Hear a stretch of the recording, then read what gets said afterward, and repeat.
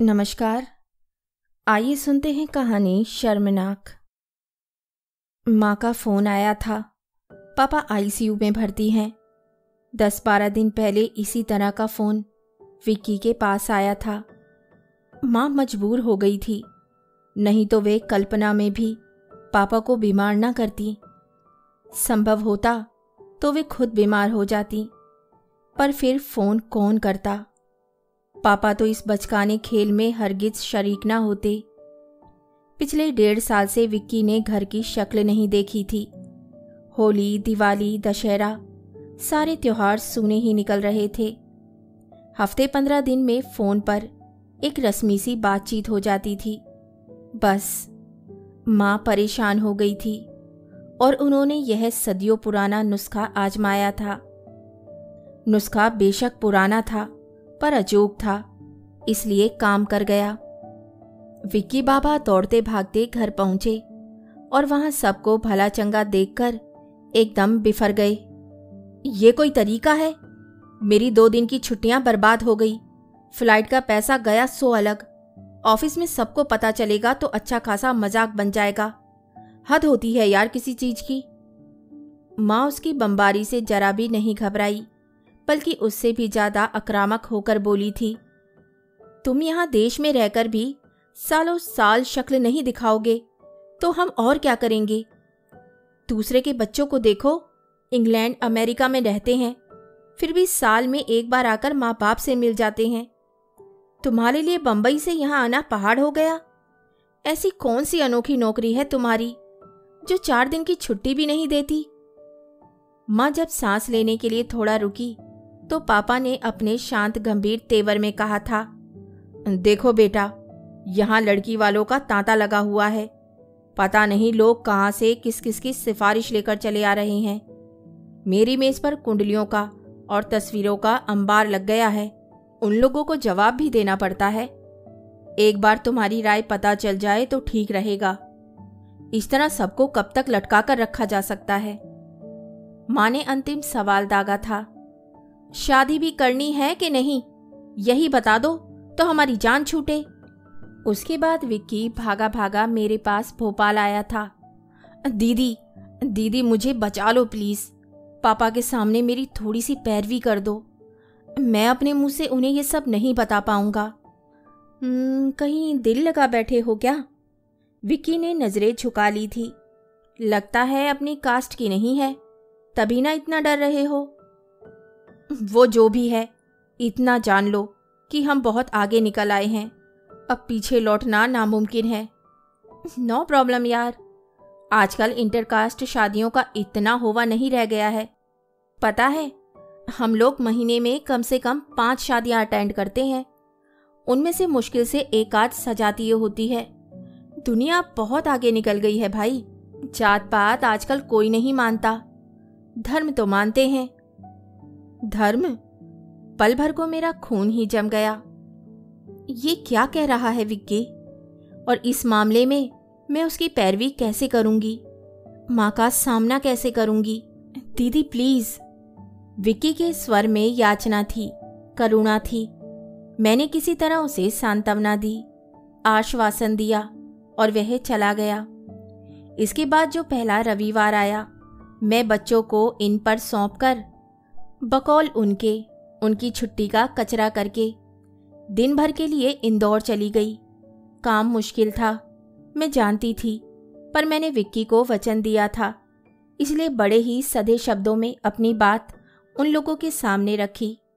पापा तो शांत भाव से सब कुछ सुनते रहे, पर माँ एकदम ज्वालामुखी की तरह फट पड़ी। वे करीब 1.5 घंटे तक अनवरत बोलती ही रही। बेटे की पढ़ाई, पापा का प्रोत्साहन, बाहर की नौकरी, गलत सलत दोस्त, पता नहीं कितनों को उन्होंने अपनी लपेट में ले लिया। माँ बरसकर चुप हो गई तो मैं जाने के लिए उठ खड़ी हुई। पापा उसी तरह गर्दन नीचे झुकाए बैठे ही रहे। चलते समय भी उन्होंने मेरी ओर नजर उठाकर नहीं देखा। और आज माँ का फोन आया था, पापा आईसीयू में भर्ती हैं। वैसे मुझे उसी दिन खटका हो गया था। माँ ने तो अपनी भड़ास निकाल दी थी, पर पापा पापा सब कुछ भीतर ही भीतर पी गए थे। यही घुटन अब उनके जान की दुश्मन बन गई थी। हम दोनों, बल्कि चारों, दौड़े दौड़े इंदौर पहुंचे। खबर तो विक्की को भी कर दी गई थी, पर वही भेड़िया आया वाली बात हो रही थी। उसे जरा भी यकीन नहीं आया था। इस बीच माँ उसे भरपूर गालियां दे चुकी होंगी, मैं जानती थी, इसलिए वह बिदक गया था। आखिर उन्होंने कमान संभाली और बड़े मुश्किल से उसे विश्वास दिलाया, वस्तु स्थिति समझाई। इस पर अविश्वास करने की वह सोच भी नहीं सकता था। चुपचाप चला आया। उसके आने तक पापा काफ़ी संभल गए थे। वे जरा ठीक ठाक लगे तो इन्होंने मुझे बच्चों के साथ वापस भेज दिया। स्कूल का हर्ज हो रहा था। पापा के घर आने तक वे रुके रहे, फिर मरीज का भार विक्की को सौंप कर लौट आए। डॉक्टर के ओके कहने के बाद ही वह वापस गया। उसके बाद कभी मैं, कभी हम चारों महीना 15 दिन में इंदौर हो आते थे। पापा ठीक हो रहे थे। कम बोलने वाले पहले ही से थे, अब एकदम चुप हो गए थे। यही बात थोड़ा परेशान करने वाली थी। बाकी रिपोर्ट सब अच्छी ही थी। उस दिन मैं अकेले ही गई थी। ये बार बार का जाना बहुत थकाने वाला होता था। उस दिन सोच भी रही थी, 4 महीने हो चले अब, डॉक्टर अगर इजाज़त देंगे तो माँ पापा को अपने पास ही ले आऊंगी। उन्हें थोड़ा चेंज हो आएगा, मेरे भी चक्कर बच जाएंगे। उस दिन दरवाज़ा विक्की ने ही खोला। मैं तो चौंक गई थी। तुम कब आए? पापा ठीक तो है ना? बिल्कुल ठीक है, मैं तो अपने काम से आया हूँ, उसने कहा। हाँ, फिर ठीक है। मेरे तो सच्ची प्राण ही सूख गए थे। मैंने कहा, घर में एक आदमी बीमार होता है तो जैसे सारा घर बीमार हो जाता है। पापा की चिंता और पापा की तीमारदारी करते करते माँ मानसिक और शारीरिक रूप से एकदम लस्त हो गई थी। विक्की भी इस बार मुझे थोड़ा दुबला सा लगा। माँ का मूड लेकिन इस बार बहुत अच्छा था। मैंने उलाना देते हुए कहा, माँ, मैं और तुम्हारे जमाई राजा तुम लोगों के हालचाल देखने बार बार आते रहे हैं, पर हमें देखकर तुम इतनी खुश कभी नहीं हुई।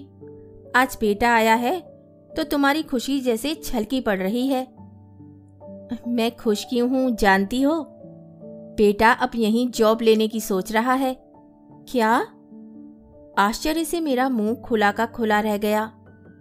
माँ, ये क्या गजब कर रही हो? तुम्हारी खुशी उसे कितनी महंगी पड़ेगी जानती हो? उसे कितना लॉस होगा, इसका अंदाज है? अरे 1000-2000 कम भी मिले तो क्या फर्क पड़ता है, लड़का अपने घर में तो रहेगा। 1000-2000? माँ, तुम किस दुनिया में रहती हो? इसी दुनिया में रहती हूँ, और यह भी जानती हूँ कि उस माया नगरी में पैसा मिलता भी है तो आधा मकान के किराए में चला जाता है, बाकी सवारी पर खर्च हो जाता है। सिर्फ पैसों की बात नहीं है माँ, करियर की भी है। मैंने कहना चाहा, पर चुप हो रही। बहस करना व्यर्थ था। वैसे भी यह उन लोगों का अपना मसला था, मुझे बोलने का कोई हक नहीं था। खाना खाने के बाद माँ ने मुझे अपने कमरे में बुलवाया और 4-5 लड़कियों के फोटो मेरे सामने रखकर बोली, लो पसंद करो। गोया लड़कियां ना हुई साड़ियां हो गई, लो पसंद करो। ये सब क्या है माँ? अरे 15-20 थे, जिनमें से मैंने ये 5 चुने हैं। अब तुम अपनी पसंद बता दो। किस लिए? हाँ, मैंने मोहल्ले वालों के लिए एक मैरिज ब्यूरो खोला है ना, उसके लिए। माँ गुस्से में होती है तो उनकी वाणी में और भी धार आ जाती है। विक्की से पूछ लिया है? मैंने सहमे स्वर में पूछा। उससे पूछे बिना ये सब उठापटक करूंगी क्या मैं? मुझे पागल कुत्ते ने काटा है। वह मान गया है? हाँ, बड़ी मुश्किल से माना है। इतनी मिन्नत आरजू ठाकुर जी के दरबार में करती तो मुझे बैकुंठ मिल जाता। खैर, अब जो मिल रहा है वह भी कम नहीं है। उसने सब कुछ मुझ पर छोड़ दिया है। अब तुम भी अपनी पसंद बता दो। माँ, तुम्हें बहू लानी है, तुम पसंद करो। मुझे तो ये वाली बहुत पसंद आ रही है। उन्होंने एक फोटो उठाते हुए कहा, नाम भी बड़ा प्यारा है, प्रियंका। और फिर वे बड़ी देर तक प्रियंका नामक उस सुकन्या के रूप गुण का बखान करती रही, उसके परिवार के बारे में बताती रही। मैं चुपचाप सुन रही थी, पर मेरी समझ में कुछ नहीं आ रहा था। मेरे कानों में विक्की का आर्त स्वर गूंज रहा था, हम लोग बहुत आगे निकल आए हैं दीदी, अब पीछे लौटना मुमकिन नहीं। दोपहर की चाय जानबूझकर मैंने बनाई। माँ और पापा को चाय देने के बाद अपना और विक्की का कप लेकर मैं उसके कमरे में चली गई। वे नए सिरे से अपना कमरा जमा रहा था। उसे चाय देकर मैं अपना कप लेकर उसके सामने बैठ गई। वह चुपचाप चाय पीता रहा। आखिर मैंने ही कहा, माँ तुम्हारे लिए लड़कियां देख रही है। वह कुछ नहीं बोला। माँ कह रही थी, ये सब कुछ तुम्हारी रजामंदी से ही हो रहा है। मैं मजबूर था दीदी, माँ ने मुझे मजबूर कर दिया था। पर कैसे? उन्होंने मुझे पापा की तबीयत का वास्ता दिया, कहा कि अगर उन्हें कुछ हो गया तो मैं तुम्हें माफ़ नहीं करूँगी, मैं भी कुछ खा लूँगी। फिर तुम माँ बाप की चिता पर शान से अपनी गृहस्थी का ताजमहल खड़ा करना। आजकल वो बहुत ज़्यादा टीवी सीरियल देखने लगी हैं शायद, वैसे ही डायलॉग मार रही हैं। वह चुप रहा। लेकिन ये तो सरासर ब्लैकमेलिंग है, इमोशनल ब्लैकमेलिंग। अब जो भी है। और तुम्हारी शादी की खबर सुनकर उसने कुछ कर लिया तो? किसने? नाम तो उस दिन तुमने बताया नहीं था, बस बाकी सब बता दिया था। वह कुछ कह पाता इससे पहले माँ आंधी की तरह कमरे में दाखिल हुई। यह क्या गजब कर रही हो तुम? अरे बड़ी मुश्किल से तो वो लड़का राह पर लगा था, उसे फिर से बहका रही हो। वो कोई छोटा बच्चा नहीं है जो मेरे बहकाने से बहक जाएगा। इसी बीच मौका पाकर विक्की खिसक लिया था। मैं और माँ आमने सामने थे। माँ, ये सरासर अन्याय है।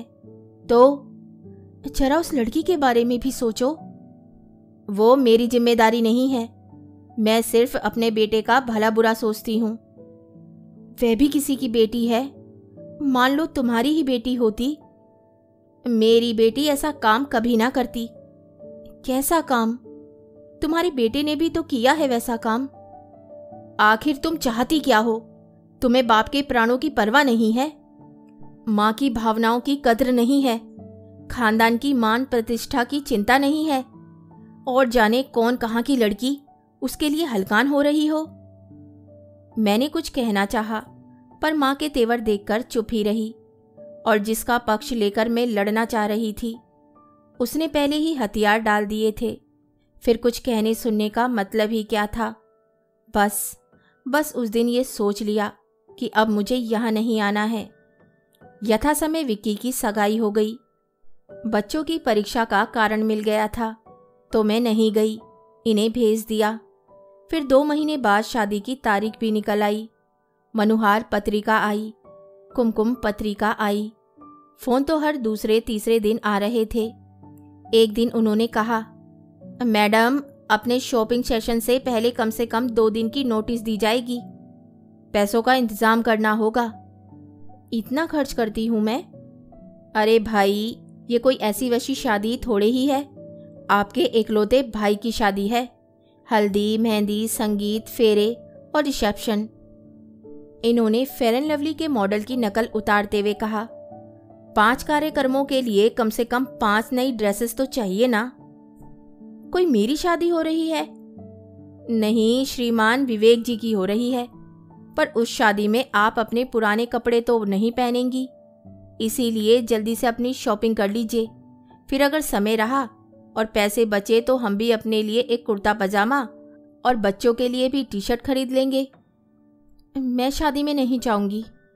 क्या गजब करती हो भाई, मुद्दतों बाद तो मौका आया है ससुराल से मालटाल वसूलने का, और वह भी आखिरी मौका, और तुम नानुकर कर रही हो। आप चले जाइएगा। मुझे क्या पागल कुत्ते ने काटा है? तुम्हारे बिना जाऊंगा तो कोई पानी भी नहीं पूछेगा। अभी सगाई में अकेले गया था तो सबने पूछ पूछ कर मुझे बेहाल कर दिया। सबको कारण बताते बताते मेरा गला सूख गया था। तब से कान पकड़ लिया ससुराल में अकेले कभी नहीं जाने का, कोई घास नहीं डालता। तो फिर हम में से कोई नहीं जाएगा। भाई क्या बात है, कुछ बताओगी भी? किस बात पर नाराज हो, कुछ पता तो चले। मैंने सारा किस्सा बयान कर दिया। कुछ देर सोचते रहे, फिर बोले, जब वे सारी बात भूल गया है या कि भूलने की कोशिश कर रहा है, तो तुम उसे तूल क्यों दे रही हो? ये सिद्धांत का प्रश्न है। देखो, रिश्तेदारी में सिद्धांत वगैरह की बात कोई नहीं समझता। बिना बात के हमेशा के लिए बदमज़गी हो जाएगी। मैं मुफ्त में बदनाम हो जाऊंगा। सब लोग सोचेंगे कि जरूर जमाई बाबू किसी बात पर रूठ गए हैं, इसलिए बिटिया को नहीं भेजा। नहीं तो कौन बहन होगी जो भाई की शादी पर नहीं आना चाहेगी। मैं चुप। देखो, संस्कृत का एक श्लोक है जिसमें वर्णन है कि शादी में दुल्हन क्या चाहती है, दूल्हा क्या चाहता है, समधियों की नज़र किस चीज़ पर है, दुल्हन की माँ की कामना क्या है। बगैर अंतिम वाक्य है कि शादी में मेहमान सिर्फ दावत पर नज़र रखते हैं। मिष्टाने इतरे जनः, तो हम लोग जो हैं इतरे जनः हैं। हमें सिर्फ मिष्ठान पर नज़र रखनी चाहिए। बाकी जो है उनकी समस्याएं, वे लोग अपने ढंग से निपटते रहेंगे। खैर, शादी में तो जाना ही था। बेटियां इतनी भी बेमुरव्वत नहीं हो सकती। फिर एकलौते भाई की शादी थी, ना जाती तो सबको बुरा लगता। सबसे ज़्यादा पापा को दुख होता, और इस समय मैं पापा को जरा भी दुखाना नहीं चाहती थी।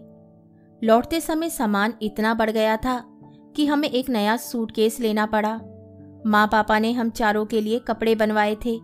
विक्की की ससुराल से भी सबके लिए जोड़े आए थे। मामा लोगों ने भी अच्छा खासा भात दिया था। पापा ने दोनों नातियों के लिए सोने की चैन बनवाई थी, मेरे लिए हीरे के टॉप्स और दामाद के लिए नवरत्न की अंगूठी। हीरे की अंगूठी शादी में दे चुके थे। वहाँ भी भीड़ भाड़ में ठीक से कुछ देख नहीं पाई थी। घर पर आकर सब कुछ एक बार फिर से देखने की इच्छा हो आई।